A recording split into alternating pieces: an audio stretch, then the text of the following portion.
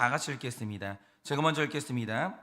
배에 오르심에 제자들이 따랐더니 바다에 큰 놀이 일어나 배가 물결에 덮이가 되었으되 예수께서는 주무시는지라. 그 제자들이 나와 깨우며 이르되 주여 구원하소서, 우리가 죽겠나이다. 예수께서 이르시되 어찌하여 무서워하느냐, 믿음이 작은 자들아 하시고 곧 일어나사 바람과 바다를 꾸짖으시니 아주 잔잔하게 되거늘. 그 사람들이 놀랍게 여겨 이르되 이가 어떠한 사람이기에 바람과 바다도 순종하는가 하더라. 또 예수께서 건너편 가다라 지방에 가심에 귀신 들린 자 둘이 무덤 사이에서 나와 예수를 만나니 그들은 몹시 사나워 아무도 그 길로 지나갈 수 없을 지경이더라. 이에 그들이 소리를 질러 이르되 하나님의 아들이여, 우리가 당신과 무슨 상관이 있나이까? 때가 이르기 전에 우리를 괴롭게 하려고 여기 오셨나이까 하더니 마침 멀리서 많은 돼지떼가 먹고 있는지라. 귀신들이 예수께 간구하여 이르되 만일 우리를 쫓아내시려면 돼지떼에 들여보내 주소서 하니 그들에게 가라 하시니 귀신들이 나와서 돼지에게로 들어가는지라. 온 떼가 비탈로 내리달아 바다에 들어가서 물에서 몰사하거늘. 치던 자들이 달아나 시내에 들어가 이 모든 일과 귀신 들린 자의 일을 구하니, 다 같이 읽겠습니다. 온 시내가 예수를 만나려고 나가서 보고 그 지방에서 떠나시기를 간구하더라. 아멘. 기도하겠습니다. 하나님, 오늘 이 아침에 우리는 이 가다라 지방의 사람들처럼 주님이 떠나시기를 간구하는 것이 아니라 주님을 환영하기를 원합니다. 오늘도 주님이 나의 삶 가운데 들어오시고 그 하나님께서 내 삶을 통치하여 주시고 나의 주인 되어 주시고 나는 주님의 것이 되기를 원하오니, 주여 이 아침에 우리가 주님을 나의 주인으로 섬기는 제자가 되게 하여 주시고 이 아침에 주님을 환영하는 우리가 될 수 있도록 하나님께서 오늘도 우리 마음을 열어 주시옵소서. 믿사오며 살아계신 예수님 이름 받들어 기도드립니다. 아멘. 네, 미국에 그 카일 아이들먼이라는 굉장히 유명한 목사님이 계시는데요. 이분이 2012년도에 책을 하나 내셨습니다. 그런데 이 책이 기독교인들 사이에서 전 세계적인 베스트셀러가 되면서 굉장히 많은 사람들에게 영향력을 미쳤거든요. 그런데 그 책이 뭐냐 하면 바로 그게 팬인가 제자인가라는 책입니다. 저는 그 무엇보다 이 책이 제목을 진짜 잘 졌다고 생각하는데 문제의식이 너무 정확한 거예요. 그러니까 이제 가만히 생각해보면 예수님의 제자나 예수님의 팬이나 누구에게나 그 매료된 건 마찬가지고 그에게 열광하는 건 마찬가지예요. 사랑을 하죠. 그런데 분명한 건 예수님의 팬과 제자는 완전히 다른 존재라는 겁니다. 그러면 카일 아이들먼 목사님이 말하는 팬과 제자의 다른 점이 뭐냐? 그 책 내용을 보면 이렇습니다. 일단 목사님이 말하는 팬의 사정적인 정의가 뭐냐면 누군가를 열정적으로 좋아하는 사람이 팬이에요. 그러니까 예를 들면 이런 거죠. 그러니까 영국에 가면 축구가 거의 종교인데 온몸에 페인트 칠하고도 축구장에 가는 사람이 팬이고, 관람석에 앉아서 목이 쉴 때까지 팀을 열렬히 응원하는 사람이 팬이에요. 그리고 팬은 우리 팀이 이겨도 울고 져도 울어요. 하여튼 자기 인생의 기쁨과 슬픔이 자기 팀에 있는 겁니다. 그런데 더 결정적인 게 뭐냐? 팬이 축구를 그렇게 좋아하는데 정작 자기가 경기에 나서지는 않는다라는 거예요.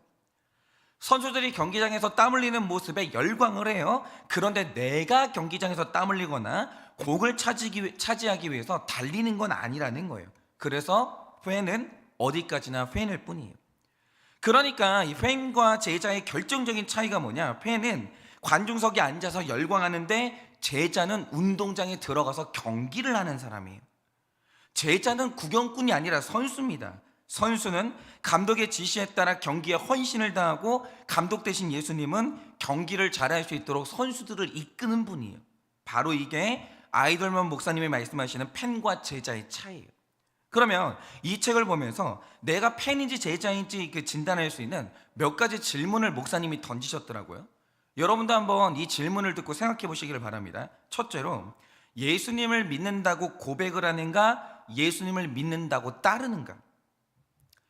고백하는 사람은 팬이고요, 따르는 사람이 제자예요. 둘째로, 예수님에 관해서 아는가, 아니면 예수님을 진정으로 아는가? 셋째로, 예수님은 여러 애인들 중 한 명인가, 아니면 하나뿐인 애인인가? 넷째로, 자기 힘으로 따르는 팬인가, 성령 충만한 제자인가? 이렇게 아이들먼 목사님이 몇 가지 질문을 던지셨는데, 이 질문에 비추어 볼 때 여러분은 제자인가요, 팬인가요? 저는 이게 굉장히 중요한 주제라고 생각하는 게요, 우리가 이제 팬이라는 말을 딱 들었을 때 가장 먼저 떠오르는 게 이 아이돌 가수를 좋아하는 사람들이거든요. 그러니까 이 사람들 보면 보통이 아니에요. 어느 날 TV를 보니까 내가 좋아하는 가수가 앨범을 냈습니다. 그러면 어떤 사람이 그 가수를 응원한다고요? 팬이 앨범을 1억 원어치를 산 거예요. 한 사람이 1억을 썼어요. 내가 좋아하는 가수 때문에. 그리고 또 어떤 친구들은 이게 가수를 얼마나 좋아하는지 부모님 신발 사이즈나 생일 혹은 나이를 모르는 친구들도 상당히 많거든요. 그런데 아이돌 가수의 팬을 보면 내가 좋아하는 가수의 신체 사이즈는 기본으로 알아요. 왜냐? 생일이 되면 선물을 바쳐야 되거든요. 조공을 해야 돼요. 그러니까 키, 몸무게, 체형을 정확히 알아야 되는 겁니다. 그리고 그 사람이 있는 옷을 그대로 입고 춤을 똑같이 따라 춥니다. 그러니까 이 정도 되면요, 보통 좋아하는 게 아니라 정말 그 가수가 나의 우상인 거죠. 그런데 내가 팬으로서 이렇게까지 가수를 좋아할 수 있지만 내가 그 가수처럼 살 수 있냐라고 하면 그거 완전히 다른 문제가 되는 거예요. 그러니까 제가 가만히 보니까 요즘 아이돌 가수는요, 완전히 그 노동의 강도가 차원이 달라요. 예를 들어서 요즘 아이돌 가수하는 친구들이 중학교 때부터 자퇴를 하거든요. 이유가 뭔지 아십니까? 공부가 하기 싫어서 그런 게 아니고요, 가수가 되기 위해서 배워야 될 게 상상을 초월할 정도로 너무 많은 거예요. 일단 춤과 노래는 기본적으로 배워야 되고 기본이에요. 그런데 요즘 아이돌들 중에서는 작사 작곡을 공부하는 친구들이 굉장히 많더라고요. 저는 이것만 해도 버겁다라고 생각을 하는데, 이제 한류 열풍이 불면서 가수가 되면 해외를 나가야 되기 때문에 이 친구들은 영어, 중국어, 일본어를 배워야 돼요. 할 줄 알아야 돼요. 그런데 여기에 더해서 이 아이돌 가수의 생명이 너무 짧기 때문에 연예인으로 계속 살기 위해서는 연기도 배워야 돼요. 배울 게 이렇게 많습니다. 그런데 이걸 다 배우려면 새벽이 돼야 스케줄이 끝나는데 학교를 어떻게 다닙니까? 그러니까 자퇴를 하는 거죠. 그러니까 제가 가만히 보니까 아이돌 가수가 되려면 보통 초등학교 때부터 뭐 소속사에 들어가곤 한다고 하는데, 이 어린 친구들이 얼마나 힘들겠어요. 얼마나. 그런데 이게 끝이냐?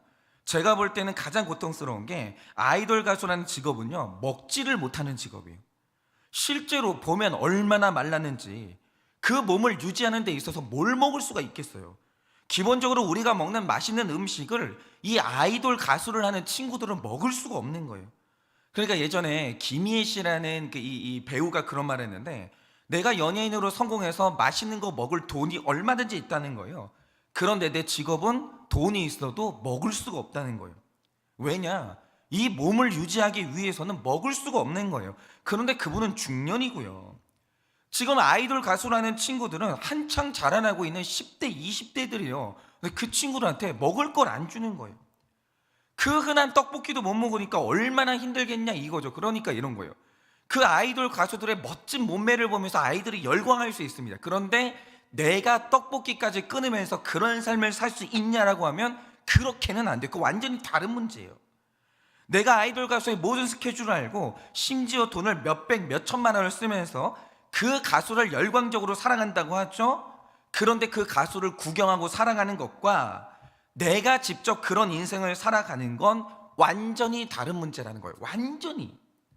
여러분, 누구나 해맑게 웃고 있는 아이들 안아주면서 예쁘다 예쁘다 해주는 건 누구나 할 수 있죠. 그런데 아이를 키우는 엄마가 된다라는 건 완전히 다른 문제인 거예요. 완전히.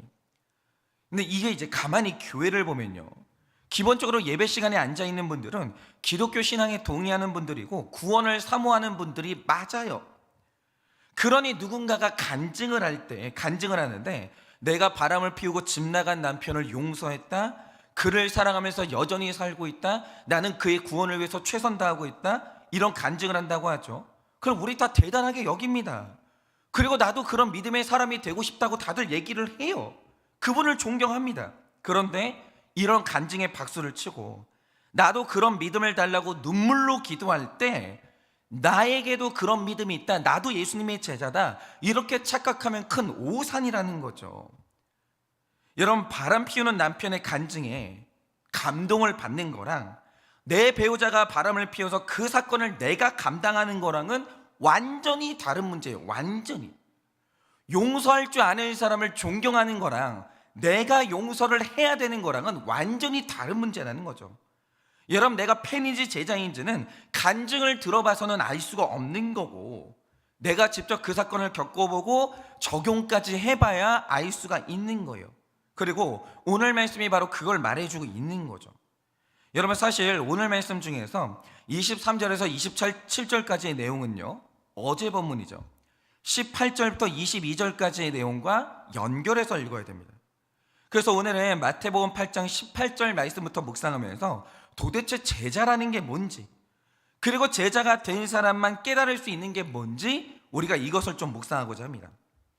일단 여러분이 어제 말씀이죠, 마태복음 8장 18절 말씀을 보시면 예수님이 산상수훈의 말씀을 다 끝내셨습니다. 그리고 산 밑으로 내려와서 가버나움으로 이동한 다음에 거기서 사역을 하시는 거예요. 그런데 사역을 하는 동안 놀라운 기적들이 일어나는 거죠. 여러분이 기억하시는 것처럼 나병 환자를 낫게 하질 않나, 중풍병에 걸린 병자를 직접 가보지도 않고 일으켜 세우시지를 않나, 각종 귀신 들린 자들을 꾸짖으면 귀신이 떠나가고 치유의 역사가 일어나는 거예요. 그러자 18절을 보시면 무리가 예수님을 에워싸면서 열광하기 시작하는데, 그런데 예수님이 제자들에게, 사람들이 나를 열광하니까 제자들에게 명령하시는 게 뭡니까? 즉시 나를 둘러싼 무리가 있는 곳으로부터 건너편으로 빠져나가라, 그곳으로 이동해라, 이렇게 명령을 하시는 거예요. 그런데 이게 너무 이상하잖아요. 여러분, 지금 예수님 곁에 모여있는 이 사람들은요, 예수님한테 열광하는 사람들이에요. 예수님의 팬이에요. 그런데 지금 이들에게 복음을 전하면 얼마나 지경이 넓어지겠으며, 이들이 예수님의 사역에 힘을 보태면 예수님의 사역이 얼마나 힘을 얻겠어요. 부흥을 하죠. 만약에 이 사람들이 돈을 걷잖아요, 건축할 수 있어요. 건물 하나 올릴 수 있는 거예요. 그러니까 만약 저 같은 목사의 인생에 이런 일이 일어난다, 갑자기 군중들이 나를 에워싸면서 열광하기 시작한다, 그럼 저 같은 목사의 눈에는요, 이게 지금 교회를 성장시킬 절호의 기회로 보일 게 분명해요. 이렇게 좋은 타이밍을 놓치고 싶은 사람이 누가 있어요? 여러분, 이거 다 인생의 한때거든요. 언제나 이런 게 아니에요. 이 타이밍을 놓치고 싶지 않죠. 그런데 이렇게 좋은 때에 예수님이 제자들에게 명령하시는 게 뭡니까? 지금 빨리 이들을 떠나서 건너편으로 떠나라는 거예요. 그러면 이렇게 하시는 이유가 뭐겠습니까? 그게 두 가지 이유 때문에 그러는 건데요, 한번 들어보세요. 왜 이 제자들은 건너편으로 가야 되는가?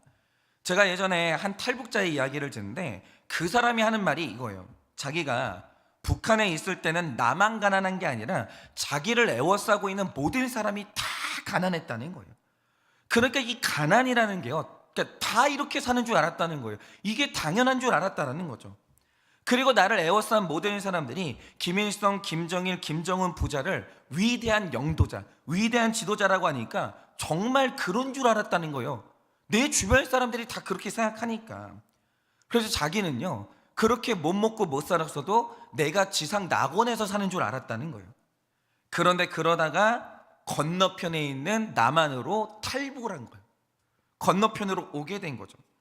그런데 건너편 남한으로 오게 되니까, 북한을 빠져나오니까 그때 일어난 일이 뭐냐? 남한이 보이는 게 아니라 내가 살았던 북한이 객관적으로 보이기 시작하는 거예요. 그전에는 북한 사람들이 나를 에워싸고 있으니까 아무것도 몰랐는데, 건너편으로 넘어와서 북한을 보니까 우리가 얼마나 가난하게 살고 있는지가 객관적으로 보이고, 내가 얼마나 학대를 받고 살았는지 객관적으로 보이는 거예요. 거기가 지상 낙원이 아니었던 거예요. 근데 이게 어떻게 보였냐? 건너편으로 오니까 보이는 거예요. 그러니까 이런 거죠. 우리가 오늘이라도 대한민국을 더 많이, 그리고 객관적으로 알고 싶다. 그 방법이 뭡니까? 일단 한국 안에서 나와 똑같은 사람들이 나를 에워싸고 있으면 내가 나를 보고 내 나라를 보는데 한계가 있어요. 그래서 내가 나를 제대로 알고, 그리고 내 나라를 제대로 알려면 반드시 있어야 되는 경험이 뭐겠습니까? 늘 내가 머물던 곳에 건너편으로 옮겨가야 되는 거예요. 그러면 건너편이 보이는 게 아니라 내가 객관적으로 보이고, 내가 살던 곳이 객관적으로 보이기 시작하는 거예요. 그래서 건너편으로 가야 될 때가 있는 거예요. 그러면 자, 제자들이 이거 이제 뭔가를 보기 위해서 건너편으로 갔어요. 그러면 건너편으로 가서 봐야 되는 객관적인 자기 모습이 뭐냐라는 거죠. 자, 오늘 말씀에 나오는 건너편은 28절에 나오는 가다라 지방이에요. 그런데 다른 복음서를 보면 이곳을 거라사 지역이라고 말합니다. 그러면 이 거라사가 어떤 곳이냐? 이것은 길르앗 지방의 이 언덕에 위치한 이 헬라 도시예요. 헬라 도시. 유대 지방이 아니라는 거예요. 그러니까 지금 예수님이 제자들을 향해서 가라라고 말씀하시는 이 건너편은 예수 믿는 사람이 아무도 없는 이방인의 땅이었다라는 거죠. 그런데 여러분이 오늘 말씀으로 딱 넘어와서 28절부터 보시면 제자들이 이방 땅에 도착하자마자 만나는 사람이 있어요. 그게 누굽니까? 무덤 사이에서 살고 있었던 2명의 귀신 들린 사람이에요. 그런데 여기에서 제자들은 충격적인 사실을 깨닫게 되는 거예요. 그게 뭐냐? 여러분도 아시듯이 유대인들은 자신들을 선택받은 민족이라고 하면서 정말 이방인들을 개돼지 취급했습니다. 그러면서 자기네가 뭔가 특별한 사람이라고 생각을 했던 거죠. 그리고 내가 특별했기 때문에 예수님 하나님이 나를 택했다 이렇게 생각했어요. 그러니까 내가 그렇게 무시했던 건너편이죠. 그런데 내가 그렇게 무시했던 건너편 이방인의 땅에 갔더니 거기에서 제일 먼저 만나는 사람이 누구냐? 귀신 들린 사람은 제일 먼저 만났어요. 그런데 우리가 읽고 있는 이 마태복음을 보면 순서가 진짜 재밌습니다. 예수님이 이방인의 땅으로 건너가기 전에 먼저 가버나움이라는 유대인의 땅에서 먼저 사역을 했거든요. 자부심으로 가득한, 자기 사랑으로 가득한 유대인들의 땅에서 먼저 사역을 하셨습니다. 그런데 마태복음의 기록을 보면 유대인의 땅에서 예수님과 제자들이 가장 먼저 만난 사람들이 누구였어요? 귀신 들린 사람이었어요. 그런데 예수님이 오시기 전까지는 이 귀신들이 사람의 몸속에 숨어 있었는데 예수님이 숨어있던 귀신들을 전부 다 끄집어내신 거예요. 그러니까 유대 땅에서 이렇게 점잖게 살고 있던 사람들이 알고 보니까 전부 다 귀신 들린 사람이었던 거예요. 그걸 우리가 봤어요. 자, 그리고 나서 이제 이 건너편은 건너편인 이방인의 땅으로 왔어요. 그런데 이방인의 땅으로 와서 보니까 거기서 제일 먼저 만나는 사람이 누구냐? 귀신 들린 사람을 만나게 되는 거예요. 그런데 이걸 보면서 제자들이 받은 충격적으로 깨달은 게 있다라는 거죠. 그게 뭐겠습니까? 우리는 내가 이방인들보다 훨씬 나은 사람인 줄 알았고 그래서 하나님이 우리를 택했다 이렇게 생각했어요. 그리고 오늘 말씀에 제자들은 이 착각이 훨씬 더 심했는데 지금 유대 땅에서 사역을 했는데 거기서 나병 환자가 낫고 귀신이 떠나가니까 수많은 사람들이 예수님과 제자들을 둘러쌌거든요. 그런데 보세요. 지금 병자를 낫게 한 게 누구예요? 제자가 아니에요. 예수님입니다. 그리고 지금 군중들이 열광하고 주목하는 게 누굽니까? 제자가 아니고 예수님이에요. 그런데 아무것도 아닌 제자들이 예수님 옆에 있기만 해도, 그리고 기적의 현장에 있기만 해도 일어난 일이 뭐겠습니까? 사람들이요, 아무것도 안 한 제자들까지 대단하게 봐주는 거예요. 당신이 예수님의 제자니까 당신에게도 능력이 있지 않겠는가? 얼마나 대단한 사람이면 예수님이 당신을 제자로 삼았겠는가? 예수님 옆에 있으니까 당신은 뭔가 다른 사람이겠지, 우리와 다른 능력이 있겠지, 이런 식으로 예수님 옆에만 있어도 듣는 칭찬이 있고 존중을 받았다라는 거죠. 그런데 목사들이 이래요. 직분자들이 이래요. 우리 아무것도 아니거든요. 우리한테 무슨 능력이 있어요? 우리한테 무슨 인격이 있어요? 아무것도 없어요. 그냥 우리는 예수님께 부름받은 사람이에요. 나는 아무것도 아니에요. 예수님이 대단한 거지. 그런데 예수님 옆에만 있었더니, 그랬더니 사람들이 하는 말이 뭡니까? 그래도 목사님은 뭔가 좀 더 능력이 있겠지. 그래도 예수님은 뭔가 인격적으로 우리보다 더 낫겠지. 예수님은, 목사님들은 좀 귀한 분이겠지. 장로님, 권사님들이 귀한 분이겠지. 이렇게 예수님 옆에만 있었더니 듣는 칭찬이 있고 존중이 있고 존경이 있다라는 거예요. 그런 것들을 받았어요. 그런데 이런 무리를 떠나서 건너편으로 왔어요. 건너편으로 와서 보니까 알게 되는 사실이 뭡니까? 유대인들도 귀신 들렸는데 이방인도 귀신 들려 있는 거예요. 뭐죠? 알고 보니까 유대인과 이방인이 다를 게 아무것도 없는 거예요. 아무것도.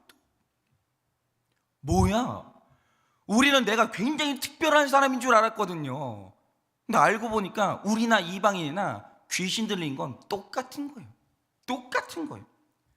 그리고 군중들을 떠나서 이방인의 땅에 와서 특별히 제자들이 알게 된 사실이 뭐겠습니까? 일단 23절부터 27절까지 말씀을 보시면 예수님을 따라서 갑니다. 가는데 굉장히 큰 파도를 만나게 돼요. 그런데 예수님이 주무시고 계시니까 일어난 일이 뭡니까? 제자들 힘으로는 파도를 헤치고 나갈 힘이 전혀 없는 거예요. 그동안 우리가 이 파도를 헤치고 나왔던 건 예수님이 깨어 있었기 때문에 그런 거고, 예수님이 내 인생에 주무시고 나를 외면하시면 나는 이 파도를 헤치고 나갈 힘이 전혀 없는 거예요. 그리고 군중들에게 둘러싸여 있을 때는 몰랐는데 빠져나와서 파도라는 고난을 만나보니까 알게 되는 진짜 내 모습이 뭡니까? 26절 말씀처럼 사실은 내 믿음이 작았던 거예요. 이게 원래 목사들의 모습이고요, 이게 원래 장로님들의 모습이고, 이게 원래 권사님, 집사님들의 모습이에요. 우리는 특별한 이유가 있어서가 아니라 그냥 은혜로 예수님께 부름받은 사람들이지 내가 무슨 큰 믿음이 있어요, 내가 무슨 능력이 있어요? 그런 거 아무것도 없는 거예요. 아무것도 없어요. 그냥 내 곁에 계시는 예수님이 대단한 거예요. 근데 제자들이요, 이걸 잊어버리고 있었던 거예요. 사람들한테 존중받고 존경받고 있으니까 마치 내가 무슨 대단한 사람인 줄 알았는데, 군중들을 빠져나와서 파도 한번 만나니까 내 믿음이 얼마나 작은지를 그때 깨닫게 되는 겁니다. 그러니까 귀신을 쫓았던 믿음은 예수님의 믿음이었던 거지 내 믿음이 아니었던 거예요. 파도 한번 만나니까 그걸 알게 되는 거예요. 그런데 그동안 제자들이 너무 착각했던 게 뭐겠습니까? 예수님 옆에 있으면서 칭찬받고 존중받다 보니까 예수님의 믿음을 내 믿음이라고 착각하고 살았던 거예요. 그리고 자, 이제 드디어 이 파도를 헤치고 가다라 지방에 도착을 했어요. 거기서 또 깨닫는 게 뭡니까? 복음서를 보면 이 광인이 쇠사슬을 끊는 힘이 있었다라고 합니다. 그런데 이렇게 이게 힘센 귀신을 제압할 힘이 제자들에게 있었는가? 없었습니다. 그래서 결국 28절에서 34절까지의 내용은 귀신은 제압을 당하고 귀신 들리는 사람은 자유를 얻게 돼요. 그런데 여기에서 또 하나 깨닫는 게 뭐냐? 제자들은 예수님의 능력을 경험한 것이지 예수님의 능력을 가진 사람들이 아니었다는 거예요. 나는 아무것도 못해요. 전부 다 예수님이 하는 거였고 나는 그걸 그냥 구경할 사람이었던 거예요. 나한테는 아무것도 없어요. 그러니까 이 제자들이 건너편에 오니까 알게 된 사실이 뭐냐? 다시 한번 나를 객관적으로 보게 되고 예수님이 누구인지를 제대로 알게 된 거예요. 그러니까 이 건너편이라는 장소는 굉장히 신기한 장소인 거죠. 여기는 한 번씩 와야 되는 거예요. 군중들한테 둘러싸여 있잖아요. 내가 누군지를 잊어버리게 되는 거예요. 그런데 거기를 빠져나와서 건너편으로 오면 내가 보이고 예수님이 보이는 거예요. 그래서 우리는 반드시 예수님을 따라서 이 건너편이라는 자리로 가야 되는 거예요. 그러면 이걸 적용해 보자 이거죠. 우리가 예수님을 따라서 반드시 가야만 되는 그 건너편이 어디겠습니까? 바로 그게 사역의 자리, 순종의 자리인 거예요. 여러분, 사람이요, 나를 지도하는 목회자의 그늘 아래 있고 목자님의 그늘 아래 있고 부모님의 그늘 아래에 있으면 목사님의 믿음이 내 믿음 같고 목자님이 했던 적용이 내 적용이라고 착각할 때가 있다라는 거죠. 그들이 받은 구원이 내 구원이라고 착각할 때가 있는 거예요. 그래서 남의 간증을 듣기만 하면 나도 바람 피우는 배우자 용서할 수 있을 것 같고, 나도 말 안 듣는 목원들 품을 수 있을 것 같고, 남들이 하고 있는 적용을 나도 할 수 있을 것 같은 착각이 드는 거예요. 그런데 내가 이렇게 그냥 듣기만 하는 편한 유대 땅에 있으면 내가 제자인지 팬인지는 알 수가 없는 거예요. 내 수준을 알 수가 없는 겁니다. 그런데 이런 내가 건너편으로 넘어와서 이제 내가 직접 목자의 사역을 하게 되고, 건너편으로 넘어와서 바람 피우고 있는 귀신 들린 배우자를 만나고, 쇠사슬 끊고 학교 밖으로 놔두는 귀신 들린 자녀를 내가 만나게 되고, 바다에서 일어나는 큰 파도처럼 내가 직접 고난을 당하게 될 때가 있다라는 거예요. 건너편으로 넘어오면 말로만 들었던 고난을 나도 당하게 되는 거예요. 그런 때가 있어요.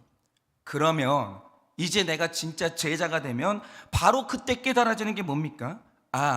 내 안에 귀신을 쫓을 힘이 없구나. 내 안에 이 큰 파도를 극복할 만한 큰 믿음이라는 게 내 안에 없었구나. 내가 은혜 받았던 간증이 내 간증이 아니었던 거구나, 내 믿음이 아니었던 거구나. 이걸 비로소 깨닫게 되는 거예요.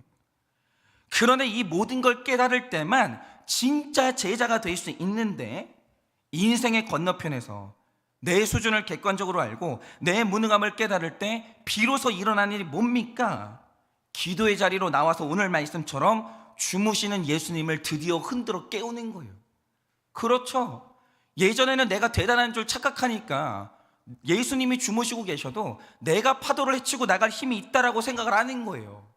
그런데 직접 파도를 경험해 보니까 예수님 없이는 이 파도를 건널 수가 없겠는 거예요. 그러니까 진짜 제자들이 하는 게 뭐냐? 드디어 주무시고 계시는 예수님을 흔들어 깨우는 거예요. 그리고 귀신 쫓아주시는 예수님 옆에 딱 붙어 있게 되는 거예요. 내가 하는 게 아니에요. 예수님께 간구하고 예수님께 의지하게 되는 거예요. 그러니까 정리를 하자면 이런 거죠. 참된 제자가 누구냐? 능력받고 믿음 좋은 사람이 아니에요. 왜냐? 그런 사람은 없어요. 능력 있는 그리스도인이 누가 있어요? 내 힘으로 귀신 쫓는 사람이 누가 있습니까? 그런 사람은 아무도 없어요. 여러분, 우리 중에 믿음 좋은 사람 아무도 없어요. 목사한테 믿음 있습니까? 그런 거 없어요. 장로님, 권사님한테 믿음이 어디 있어요? 여러분, 조금만 자식이 속썩이고요, 조금만 큰 파도가 와보세요. 다 믿음 작아요. 인간 중에 믿음 좋은 사람이 어디 있어요? 그런 사람은 아무도 없는 거예요. 여러분, 저도 오늘 여기 와가지고 이렇게 설교하거든요. 믿음이 좋아서 설교합니까? 아니요. 예수님이 설교할 수 있도록 지켜주시니까 설교하는 거예요. 우리한테는요, 능력도 없고요, 믿음도 없어요. 내 믿음이 얼마나 작고 내가 귀신 쫓을 능력이 없는 무능한 사람이라는 걸 객관적으로 깨달은 사람이 누구냐? 그게 바로 제자라는 거예요. 예수님 따라가다 보면 그걸 깨닫게 되어 있어요. 예수님 말씀에 순종해서 사역하다 보면 내가 얼마나 사랑이 없는 사람인지 비로소 깨닫게 되는 거예요. 그런데 내가 사랑이 많다라고 착각하는 이유가 뭐냐? 사역을 안 해본 거예요. 예수님 쫓아서 아무것도 안 해본 거예요. 그러니까 내가 나를 못 보고 착각을 하는 겁니다. 그러니까 철저히 예수님께 의존하고 공동체에 붙어가는 사람이 누구냐? 예수님 따라서 파도를 건너본 사람들은 예수님 흔들어 깨우고 예수님한테 철저히 의존하게 되어 있다라는 거예요. 그게 바로 제자예요. 그러니까 이 제자는요, 간증이나 듣고 멀리서 사역하는 거 구경해서는 죽었다 깨어나도 제자는 될 수가 없는 겁니다. 제자는 예수님 따라서 거친 파도도 건너보고 귀신 들린 사람도 만나보고 이렇게 직접 사역을 하면서 내가 고난을 당해야 객관적으로 나를 알고 예수님의 능력을 알게 되는 거예요. 그러니 여러분도 구경하고 열광하는 팬의 자리에서 이제 빠져나오셔야 돼요. 그리고 예수님과 어디든 따라가는 제자가 되어서 내 능력이 아니라 예수님의 능력을 경험하고 내 능력이 아니라 예수님의 능력으로 살아가는 여러분 되시길, 참된 그리스도의 제자가 되시길 예수님의 이름으로 축원을 드립니다. 이 시간에 제가 기도하고 축도함으로 마치겠습니다. 기도하겠습니다. 하나님, 제가 아버지의 자녀로 아버지 그늘에서 살 때 나도 아버지처럼 설교할 수 있을 줄 알았고, 나도 아버지처럼 신실하게 살아갈 수 있을 줄 알았고, 내가 굉장히 큰 믿음이 있는 줄 알았습니다. 그런데 내가 직접 이제 목사가 되어서 사역을 해보니 내 안에는 두려움이 너무 많아서 믿음이 작아지고, 누군가 나를 조금만 반대해도 그 사람을 품을 수가 없는 너무나 믿음이 작고 마음이 작은 저를 보게 됩니다. 그러니 주님 뜻대로 살아보니 이젠 알겠습니다. 나에게는 능력도 없고 믿음도 없습니다. 다 예수님이 하시는 것이지 내가 하는 것이 하나도 없었습니다. 그러니 나는 오늘도 예수님을 흔들어 깨울 뿐이고, 나는 예수님께 딱 붙어갈 뿐입니다. 이제는 내가 예수님 없으면 아무것도 할 수 없다는 것을 깨닫게 되었습니다. 그러니 저는 주님의 제자인 것입니다. 하나님, 오늘도 우리가 예수님 뜻대로 파도도 건너고 사역도 해보고 귀신도 만나면서 우리가 나의 무능함을 알기를 원합니다. 내가 얼마나 믿음이 없는지를 깨닫기를 원합니다. 그래서 날마다 일이 생길 때 내 힘으로 돌파하는 게 아니라 예수님을 흔들어 깨우고 예수님께 철저히 의존하는 제자가 되게 하여 주시옵소서. 그래서 예수님의 이름으로 파도도 이겨내고 예수님의 이름으로 귀신도 쫓고 예수님의 이름으로 사람도 품고 치유하는 그런 하루가 될 수 있도록 하나님이 우리 가운데 역사하여 주시옵소서. 지금은 우리 주 예수 그리스도의 은혜와 하나님 아버지의 그 크신 사랑과 성령님의 위로하시고 교통하여 주시는 그 역사하심이 오늘도 내 힘이 아니라 예수님을 흔들어 깨워 예수님의 능력과 사랑으로 살아가기를 원하는 모든 제자들의 머리 위에 지금으로부터 영원 무궁토록 함께 있을지어다. 아멘.